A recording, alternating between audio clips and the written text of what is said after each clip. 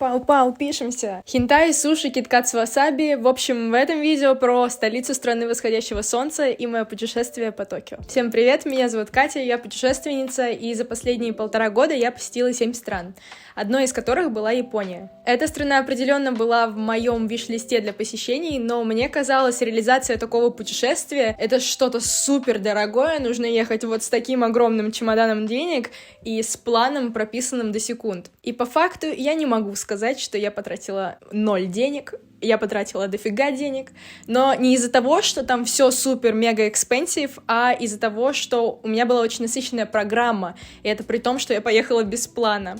То есть каждый свой день я начинала рано утром, а заканчивала поздно вечером, и при этом проходила десятки тысяч шагов ежедневно. Каждый, день. Я потом, когда вернулась из Японии, просто лежала вот так вот. А началось мое путешествие с сердца острова Бали, 2 часа на байке до аэропорта, а потом 15 часов 2 самолетами с пересадкой в Ханое. Это Вьетнам. И после приземления моей задачей было добраться от аэропорта Нарита до центра Токио, района Шиджуку, где я забронировала отельчик. Пикачу на стенах в аэропорту. Я проконсультировалась у дружелюбной японочки на стойке информации, куда мне идти, где покупать билеты, и на какой конкретно станции уже можно плакать от осознания того, что я в Японии. Она еще, кстати, очень заботливо на листочке прямо написала, где мне идти, где пересаживаться, чтобы я не заблудилась. Ну и дальше началось веселье, потому что на тот момент я еще не купила себе сим-карту, соответственно, я была без интернета, и плюсом напуганная всеми этими словами, что токийское метро — это жесть. Оказалось, что вообще не жесть, там везде 5000 указателей, и зачастую у туристов есть бумажные карты с метрополитеном в руках, по которым в целом удобно ориентироваться. Ну и второй способ, мой любимый. Японцев можно просить прям за ручку отвезти до нужного места. Я так делала очень часто, и порой даже без надобности. Ну а что? Компания-то приятная, блин. Я заселилась в отель, а тут другие розетки, поэтому я спустилась на ресепшн, чтобы взять розетку. И вот я в Токио, и первым делом по всем канонам Наруто я отправилась в раменную, и это было разочарование. Потому что за пределами Японии везде, в каждой раменной можно встретить рамен на курином или мисо-бульоне. А в Японии не везде. Они его зачастую готовят традиционным способом, чуть ли не на холодце, на супер-супер таком наваристом свином бульоне. Мне на самом деле интересно, может быть, это мне только не нравится. Вы напишите в комментариях, вдруг вам нравится рамен на холодце. Звучит как байт на комменты, но мне правда интересно. Вдруг я одна такая, уникальная. Но как будто бы все остальное, что я пробовала в Японии, это просто фейерверк вкуса во рту, начиная от простой булочки в 7-Eleven и заканчивая хот-потом с мраморной говядиной, которая, на секундочку, является одной из самых лучших в мире. Это вообще обязательно нужно попробовать. Вот так вот. Я в районе, где находится очень много разных барчиков, в которых помещаются просто буквально 2-3 человека, и их тут десятки, самых разных, разнообразных. Я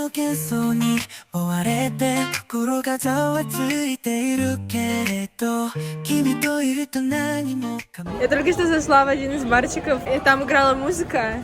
И были пьяные европейцы, которые орали: «Сейчас время пойти в караоке!» Но теперь я буду максимально честной и скажу, что в следующий раз, когда я поеду в Японию, в Токио, я не задержусь, потому что этот город по вайбу мне напомнил Бангкок, Куала-Лумпур или даже Москву. Естественно, они все очень разные со своими особенностями, но если хочется проникнуться людьми, народом, традициями, это все за пределами больших городов обычно. Свобода, ветер, легкость, они где-то там, вдали от суеты. Но для тех, кто не был в Токио, побывать в нем обязательно нужно, потому что увидеть своими глазами хентай-рай с автоматами использованных трусиков хоть один раз в жизни, но надо.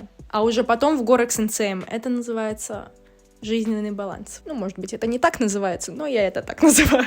Товарищи, я сейчас в магазине электроники, и тут куча шума, и я вообще ничего не понимаю.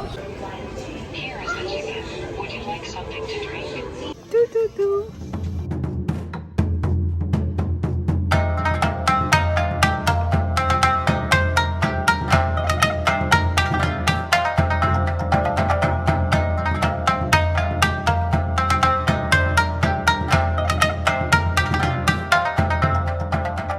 Также в моем Токио был Диснейленд. Диснейленд давно уже перестал быть моей заветной мечтой, но тем не менее, каждый раз, когда я думала о возможности попасть туда, во мне просыпалось какое-то волнение, такое excitement. Потому что, вспоминая себя в детстве, это сильное желание попасть в этот волшебный мир, я не могу перестать радоваться, что этот пунктик получилось закрыть. И официально в 23 года желание маленькой Кати исполнено. В Токио аж 2 диснеевских парка. Первый — это классический, который есть, например, в Калифорнии или в других крупных городах, но с японскими элементами. И второй парк называется Токио Дисней Си. Этот парк совершенно уникальный, он есть только в Токио, и больше его нет нигде. Он посвящен морским приключениям и имеет совершенно другую атмосферу по сравнению с классическим Диснейлендом. Все, конечно, здорово, сказка, веселье, но для меня это было шоком, что на одну горку можно стоять по несколько часов. Про несколько я имею в виду 5, например. В этом плане мне повезло, потому что я пошла в Дисней со своим знакомым из Америки, и он, как истинный американец, все свое детство провел в этих парках, поэтому он знает, куда идти, где покупать быстрые проходки, какие аттракционы самые классные, их точно не стоит пропускать и так далее. Так что моей функцией просто было следовать за этим человеком, ходить в этих ушках и есть сладости. Это все, что от меня требовалось. Мы так любим, конечно. Мне понравилось. В Японии я зачастую останавливалась в недорогих маленьких отельчиках. В Японии в целом все маленькое и узкое. Это, кстати, скорее всего, из хентая фраза, но не суть. Так вот, внутри все такое миниатюрное, маленькое окошко, маленькая кровать. Но как только я выходила на улицу, я сразу чувствовала масштаб города, все эти высокие здания, баннеры, классные, интересные автобусы. Сами японцы супер стильные, которых тоже очень хочется разглядывать. В Токио в целом стильно, много искусства, много магазинов с интересной одеждой. Сами японцы, и мне кажется, они и создают этот стильный вайб города. У них даже язык стильный. Правда, после Таиланда и Индонезии японский для меня был как бальзам для ушей. Но если мы будем говорить о массажах, то Япония точно проигрывает Таиланду и Бали. Я проверила. Факт. А теперь супер добрая история о том, как я впервые попробовала соджу. 5 лет назад я училась в Европе в языковой школе, и у меня было пару одноклассников из Японии. И вот, спустя 5 лет я встретилась с одной из своих одноклассниц в Токио. Это просто было что-то крышесносное. Она меня отвела в японский традиционный ресторанчик, накормила меня тухлыми бобами, такими маленькими жареными рыбками, сушами, естественно, и напоила клубничным соджу, в который я просто влюбилась. Но более того, она не дала разделить счет. Я думала то, что вот здесь это селбан, а это что-то вообще непонятное. Какой-то фрукт. This one? Yeah, It's this one. Yes. Alright. Maybe first.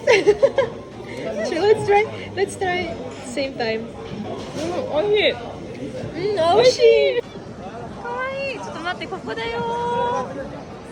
どうも。あゆー、かわいい。 Таким получился мой Токио. В следующем видео я расскажу про Осаку, и там я увидела 1000 деревьев сакуры. Представляете?